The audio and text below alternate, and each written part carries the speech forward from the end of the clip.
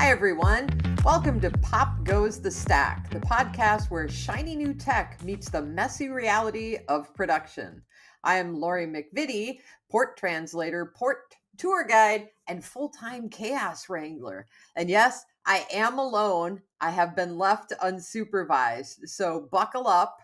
We're going to have a great conversation about nothing other than bots. Yes, everybody's favorite topic, bots. They're big news in AI land. And recently, a North Carolina musician was actually arrested because they were using AI to not just generate fake bands, but also bots to stream their songs, effectively gaming the system, as it were. They racked up over 1 billion plays and pocketed 10 million in fraudulent royalties, right? So it's just like, talk about an echo chamber, right? Created all the things necessary to basically exploit the system. So it's the first case in the US of AI driven music streaming fraud, which is now a thing, I guess. And it's really less about the music than it is about the bots exploiting business models and technology. For enterprises, I think the lesson is simple. If you treat all traffic as legitimate, bots are going to eat your margins somehow, because it's always comes back to performance, availability, and reliability. And bots using your systems, accessing your systems, scraping your sites are going to affect those by polluting legitimate traffic, I'd say. So, to dig deeper into the whole right bot defense, how do you detect them? What are they doing? What's the real threat? Should we be worried? We brought Malcolm Heath on, who is a bot defense expert here. And I'm really excited to hear what he has to say about bots and how we deal with them. So, welcome, Malcolm. Well, thanks very much, Lori. Happy to be here. Awesome. Awesome. Well, let's dive right in. So, you heard about this and you heard about what I said. And so, I, why is this so hard? Why is detecting bots, right? Good bot, bad bot. Why is this so hard? Well, I like to start a little bit by thinking really critically about the business logic that you mentioned already. I mean, the fraudulent activity that you mentioned would not have been an issue if the business model of Spotify, I think it was not one where you could upload your own music and then also you would get paid by how many times people streamed, right? I mean, it's a fine business Mhm. model, but it is clearly vulnerable to this kind of gaming. So one of the things that you have to think about here, at least the way that I look at it, is that bots are essentially really just automation. Um, this person could have spent the time to create a song manually, uploading it manually, told all their friends, right? And that would have been legitimate activity. The thing here that really makes it interesting is that they were able to use AI to do that at a massive scale and then also do the streaming that they actually get paid, paid for the streams, also at a massive scale, all by themselves with just their computer. That kind of automation is absolutely central to the way that computers and the internet work. I mean, everything end to end is automated these days, as well it should be. It's efficient, gives you economies of scale. It's wonderful, but it can also obviously be turned to nefarious purposes. So to get to your question, how do you determine what's a good bot, what's a bad bot? I think it starts with really thinking very deeply about what your business logic looks like and what you're trying to monetize or what you're trying to sell or what data you want to protect and what data you want to share and how much. So start there because all of that can be automated. Now, once we get into the technical details of like how do you block stuff, well, we often think about it in terms of levels of sophistication. Basic, intermediate, advanced is a pretty easy way to think about it. Your basic bots are literally just somebody, usually with a command line, running curl in a loop. It's not, So it's it's a bash really, script. It is bash. I exactly, can it's a do bash that. script. Yeah. Yeah, no problem at all, right? All right. They're not changing their user agent header. They're not attempting to, be able to parse JavaScript from the server. They're It's very simplistic, very easy to block. Now, for some bot operators, that's their business model also comes into play. If they're just trying to say scrape a site to get, I don't know, competitive pricing information, and it's a relatively large market, maybe your company is not amenable to be scraped that way, so they're just going to move on to one of your other competitors. Maybe that's good enough for them. They're not going to put in the energy to develop a more sophisticated solution. The intermediate ones do. They start modifying the user agent string. They start being able to maybe parse some JavaScript. They start really trying to pretend to be a real user, to behave in sort of more human-like ways that are a little bit harder to detect. But even then, there's plenty of things that you can do. JavaScript again comes into play here because you can actually measure mouse movements and window sizes and a whole bunch of other things like that to determine like whether or not this a real user with a real browser who is moving their mouse like a human would or not. Um, the intermediate bots can do some of that, but not all of it, and you can usually get those blocked too.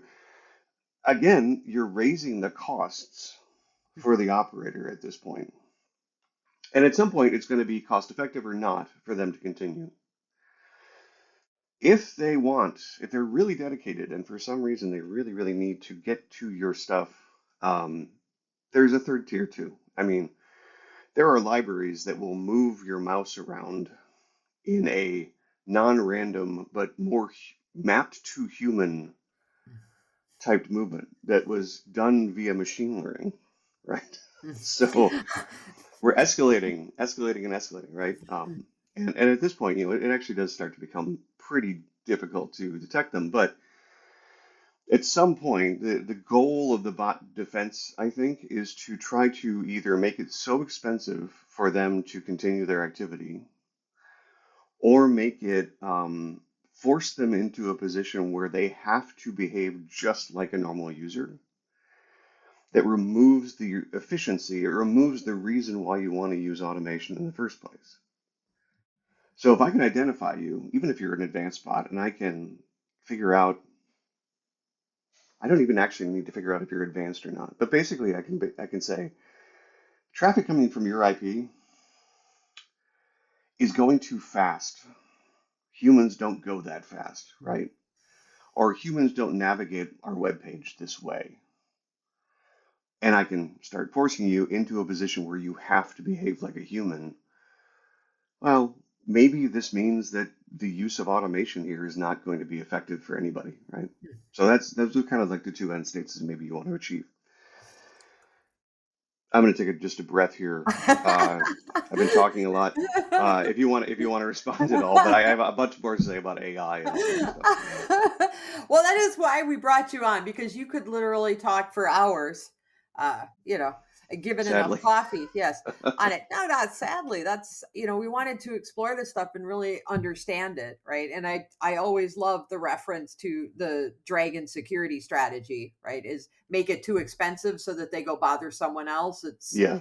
you don't have to outrun the dragon, just outrun somebody else. And that actually became very popular, more than 10 years ago. But with AI, it seems to be even more so because it really is about, driving the costs of using even AI to Mhm. do that. And one of the things I heard you say, right, it always comes back to behavior, whether that's how you navigate, how fast you click, how fast you load pages, how fast you fill out fields. It's more about behavior and how you go through systems, which is good because today we're seeing, even your basic chatbots able to use tools, right? So hey, Mhm. the machines are evolving, they can use tools. If they were squirrels, we'd be terrified. But right now, we're all going, hey, this is cool. What do you think of the ability to use tools and further kind of obfuscate that identification process? I think that's a really interesting field of research, and I've done a little bit of work with Agentic AI and doing some things of trying to iteratively train a large language model to learn how to hack systems, some other things like that. It's a really interesting field to dig into. At a minimum, I would say that generative AI gives less sophisticated actors the ability to create more sophisticated code and deploy it more easily. Um, just as an example, I wanted to see what I would get. I vibe coded some Python to retrieve an HTTP URL. I'm a serious person, so I said, please add all of the error checking that, Oh, okay. All right. All right. so yeah, Okay. and it actually did a pretty decent job. But of course, like, this isn't going to handle JavaScript. This is really just using a basic library in Python to do HTTP requests. Okay. I know from experience that will work on some sites, but it won't work on others. Some of them are going to have some kind of a defense set up, and I'm not going to be able to run the JavaScript that they send. They're going to block me. So I said, write a wrapper around the function that you already did, specifically a decorator function, but we'll ignore that fancy parlance. To if it doesn't work, instantiate an instance of Selenium, which is a headless browser, right? Mhm. And then make the request again. This actually worked great. I was able to go fetch some data that was protected with some basic kind of bot defense stuff without any problem. And I did this in maybe 10 minutes, right? Yeah. So that's pretty great. I mean, and I was really trying to not be at all sophisticated about it. I was really just curious to see if this AI could just spit out some code that would run, that would do what I wanted, and it did. It does a really good job at that often. That's terrifying. I It mean, is. I mean, uh, that's well, and that's where I go back and go, okay, how do we identify that?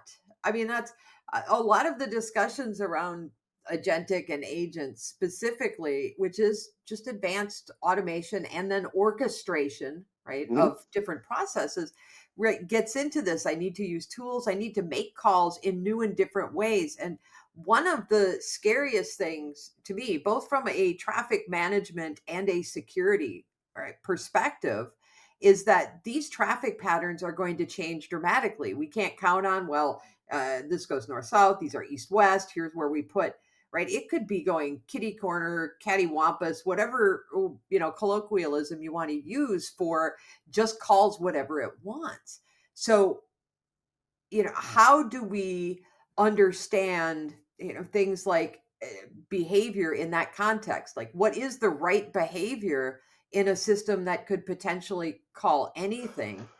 Uh, what do we do? Well, I mean, the behavior of these systems, like let's if we propose the idea that there's an AI out there that has agentic capabilities that could call a number of different tools to make requests, ranging from simple web requests to headless browsers to sophisticated automation of some kind or another. Okay, we should expect, I think, to be able to observe signals from that would be distinguishable from human traffic. Like it may not be the signals that we're used to, but we should be able to identify a new set of signals that are indicative of somebody using an agentic system to be able to do this. I think that behavioral detection still remains the kind of key piece here. Because once again, if it is indistinguishable from human traffic, That then is the thing. maybe I don't care. I mean, like, obviously, right now you can go, I think, to most of the big AI providers, and they have some means for you to essentially use a chat interface to have it go and make requests and do searches and, be agentic in that sense. And that's just sort of a new way of doing search. Yes. But it's still really just doing search. It's Mhm. just going to make a bunch of requests to some Mhm. websites and bring back some information. Maybe saves me some time by summarizing it a bit, Yeah. right? I don't have to read every single one. Yeah. So, um, love that or hate that. I'm not going to make any distinctions, but I think in terms of agentic AI being used to sort of generate bot traffic, I still think it's going to be distinguishable in some means or by some means or another. Yeah, and I like that you mentioned the signals, because that always points us back to observability. And right, Yeah. previously it's just been about, oh, collect some logs and some metrics so we can make reports and have dashboards, and if something goes wrong we'll know. But increasingly, observability is a strong pillar for just about everything in an enterprise, right? Architecture. It helps us with security, with bot detection, with traffic management, for understanding, just what's going on. And you're right. Different Absolutely. different signals will help you determine behavior, right? But the calling graph patterns, that's something that usually we only worry about if you're a developer. But suddenly that's going to be very important to both security and to the network folks, right? To understand how it's impacting things like how much traffic is flowing, what kind of Hmm. throughput are we over volume, why is it congested, all sorts of traditional network things. So observability, I love that. The data is so important to understanding and Oh, recognizing badness, right? absolutely. And if you scale this up into an enterprise context, you're going to have uh, more signals than you can possibly handle, right? If Yeah. you if you do it Yeah. right, if Yeah. every single thing that you're running is instrumented, if you get, if you've really got very close to full visibility into what's going on in your network and with all your apps, that's a huge amount of data.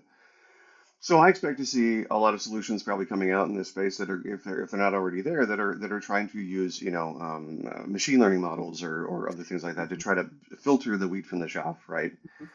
But even having said that, I think it's it's important to note that I think all of this costs money. Mm. What? So No. so I mean, once again, get back to business models. Like who's being charged the most? Are you incurring so much cost to a bot operator that they're going to go away or maybe stop? How much money are you spending to do that versus how much money are they costing you? And how much money are you going to spend on visibility? It's going to yield huge benefits, but also what's your threat model essentially that you're trying to defend against? And these are very complex questions, especially for larger networks. They Um, they really are. The good news, and yeah, you didn't say the B word, but I will, right? Budgets, right? Budget is where that strategy hits. And I don't have the exact number in front of me, but our most recent research showed that organizations are absolutely putting money where their strategy is. And when mhm, they say they need to worry about different security, new security models, they are allocating a significant amount of budget, sometimes new budget above what was already allocated mm, to that. So I think that's a good sign. They know that this is important and they're actually willing to designate budget and pay for it, right? So it's a good sign. It's a good sign. And you know, we've just kind of hit the almost end of the show here. So we like to think about the takeaways. Like, what do you want people to remember about what we talked about? Like, one of mine is, mm, behavior is still a valid way to identify bot behavior, whether it's good or bad. So behavior, the techniques we've relied on for quite a few years, is still valid. It's just that the signals we use are going to evolve because, well, technology evolves and mhm, changes. That it's not just a matter of technology here. It's also about economics, and it's about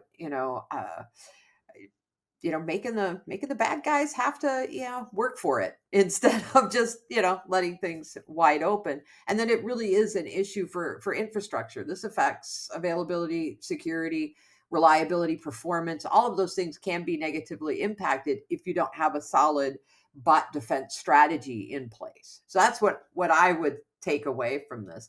What I would you want people to I take would say away? I think you hit the nail on the head. I would just reiterate perhaps that I think we get excited and also scared when anybody says AI, Yeah. because we don't really know what it's capable of yet, right? But I think from at least from what we've seen so far, this is not a magic bullet to get around everybody's defenses. It is not going to be violating the protocols of the internet in some new and novel way, right? It's it's Yeah. it's really it's a force multiplier, perhaps if used well. It can, it can advance the capabilities of a less sophisticated actor. But it can also be applied on the other side to process lots of signals and to help separate the wheat from the chaff and to find dynamically out what's going on your network that you might want to respond to. And the only other thing that I would add is just you really, and I know everybody in business knows this.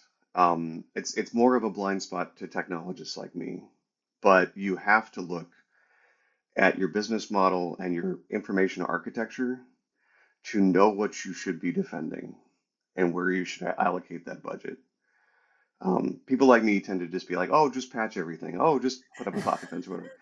Yeah, we know it's difficult, right? And it has to be tied to what your business model is.